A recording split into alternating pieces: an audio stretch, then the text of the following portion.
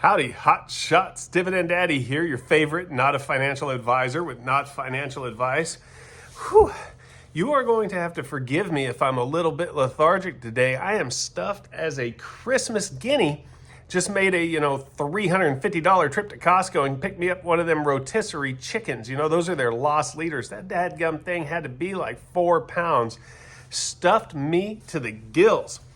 All right, guys, what I'm talking about today is what we think the distribution will be on ULTY this week, considering the price decline.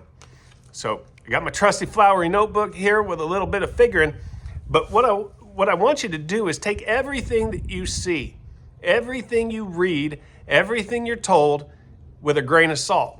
All right, then? You have to actually think about what's being said and figure out what is the best path for you to take, what makes the most sense to you. All right, and don't take anybody else's word for it. If you're going to place the bet, then you got to do the vet. And the way that I have looked to see what I think our distribution might be this week is look at what ULTY did historically. All right, now there is another way, a little bit more labor intensive way that I think that you could come up with an estimate. I'm sure you could probably find some spreadsheet nerd out there that already did that a lot better than I ever could. I'm going to look at those things sometimes, but today I just wanted to see what it did historically. What did it do last time it was at this price? Right now it's at $5.90. I think post-market it went up to like $5.91. Just real rock steady today. I didn't see it move hardly at all. Okay, so last week we had a little bit of a downturn. What I would like to see happen is to see it at least climb up to $6 prior to the ex-div date on Thursday. That's what I want to see. I don't think we're going to get any rapid movements in it one way or the other right now, unless they make some big changes in their holdings. Based on the holdings that I saw, the room that they had to the upside versus the room that they had to the downside, I don't think we're going to see a lot of movement at all. Now, Applied Materials did recover a little bit today. I'm a little bit forlorn about that because I actually was thinking that I should buy a call on Applied Materials, and it already moved about 3%, which eats into the potential profit that I would have had. I probably should have did that first thing this morning, but I second-guessed myself and I didn't do it right away, and I missed out on a few gains that way. But anytime a good company that you believe in the future of takes a big hit like that, it's time to start thinking about it. And that's actually how I got into my target position. It's funny because when I look through ULTY's holdings, they have a lot of the same holdings in ULTY that I have in my own personal account as individual stocks. Target's one of those. I am down on my target position. Initially, I was making a pretty profitable trade. When it was at about $140 a share, it had a weak earnings report and it dropped quite a bit. And I bought 100 shares at that point, and then I was up $1,200 within like a week. But it was a dividend-paying stock, and I thought, well, Target's here to stay, and I still do think Target's here to stay, so I'm not selling my shares at a loss. I just keep collecting the dividend, and I am dripping those dividends back into Target. But as it went down, I started picking up more shares, dollar cost averaging down, and it got to the point where I was like, okay, I have enough money in this position, so even though I would still like to dollar cost average down, I'm just not going to, because even though I do believe Target's around to stay, I don't like to have too much money in any one position. And that's one of the things that you guys probably should take heed to, is not to put all of your money in any one position. I don't care if that's ULTY. I don't care if it's an individual stock. I have some a little bit larger amounts in some of the Vanguard funds, and those are diversified against many different stocks. And so I'm a little more comfortable with those. But still, I don't like to have all my money even in one ETF, even if it's on an index or something like that, because I've had too many things go wrong that weren't supposed to be able to go wrong financially over the last 25 years. I just don't have the trust in me to have all of my eggs in one basket, even if I think that it's a secure basket. So, you should probably think about that as well. Don't concentrate your holdings into one position.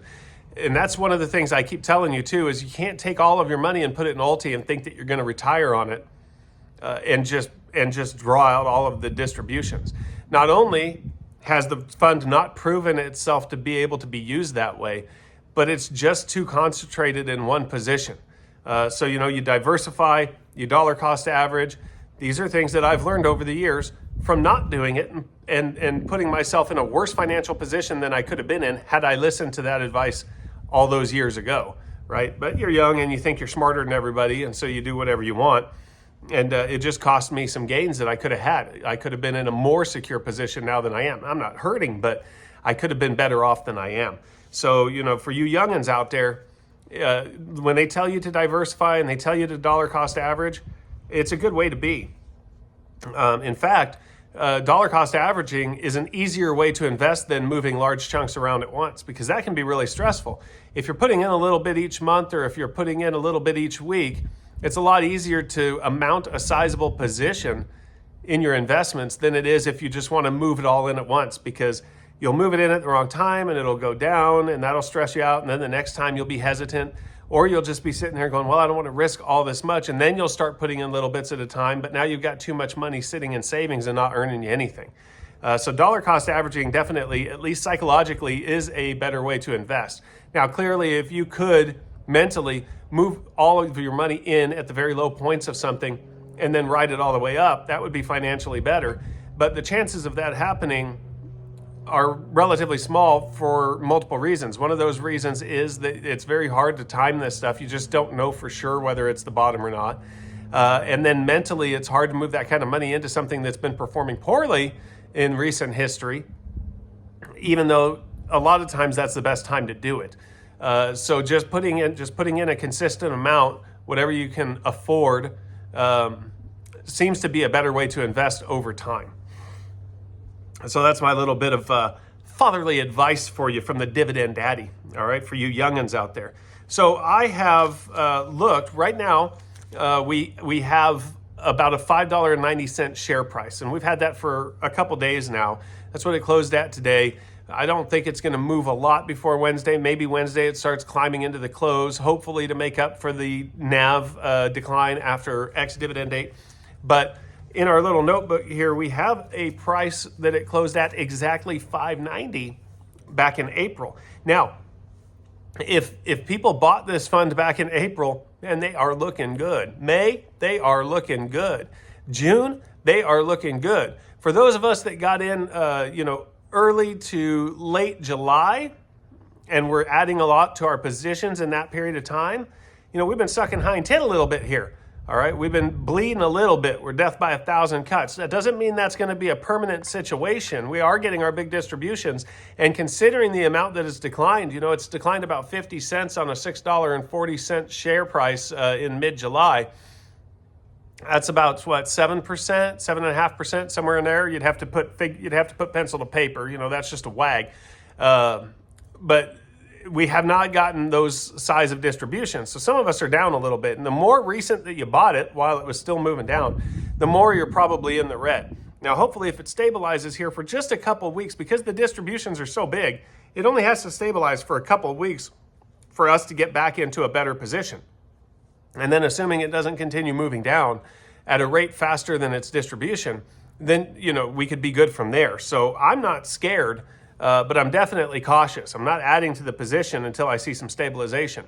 Now, once you see the stabilization and you add to the position, you've missed out on a couple distributions.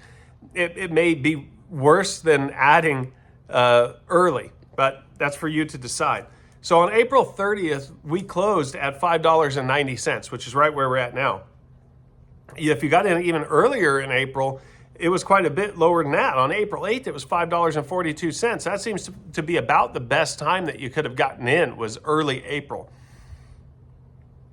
And in mid-July, it was as high as $6.40, which is almost the worst time that you could have gotten in, sometime between then and now. But on April 30th, it closed at $5.90. And we look back there in April and we see the distributions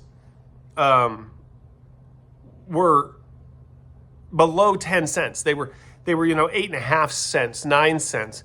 And so I wouldn't be surprised if we had something sub 10 cents as a distribution this week. If we got like 9.25 cents this week, I think that would probably be a reasonable expectation.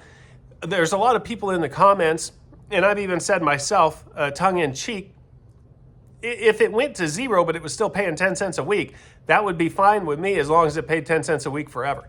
And that is 100% true. That is not a lie. I really would. If I could put my money in an annuity and the money was just gone, but it was going to pay me the yield, the 85% yield that ULTY is paying right now for the rest of my life, I would do that. I would more than get my money back out of that. There's not a financial instrument that I know of that's going to do that. And if ULTY went to zero, which I get it, it's not technically really going to go to zero no matter what, because they'll just do reverse splits and there'll always be some kind of value in the stocks or the puts or something. So I get that other people, they don't watch the whole videos, they look at the headline and they make a lot of comments, but I actually respond to the headline in the video. So if you watch the whole video, maybe I say something that resonates with you.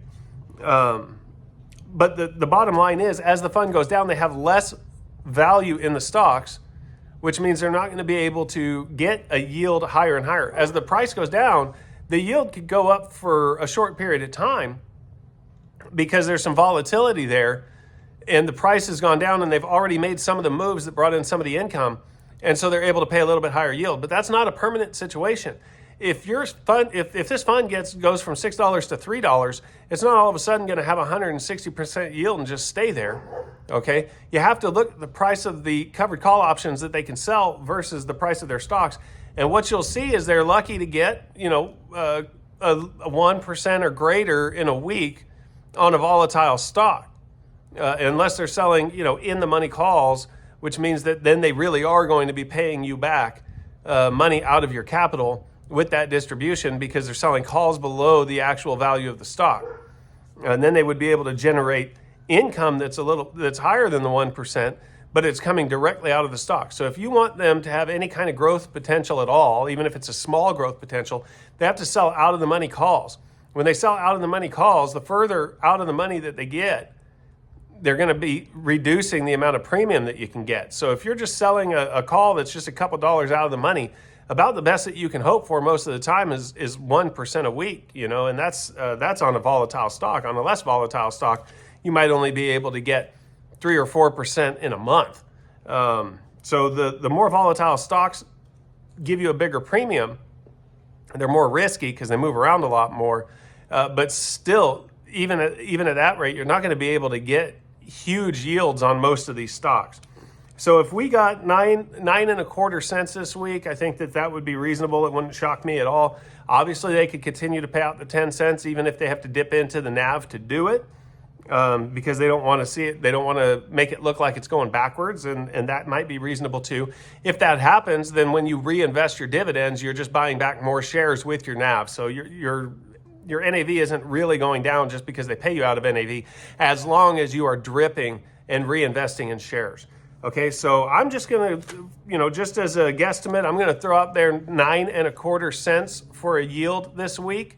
But put down in the comments below what you think it's going to be. All right, D-Gens?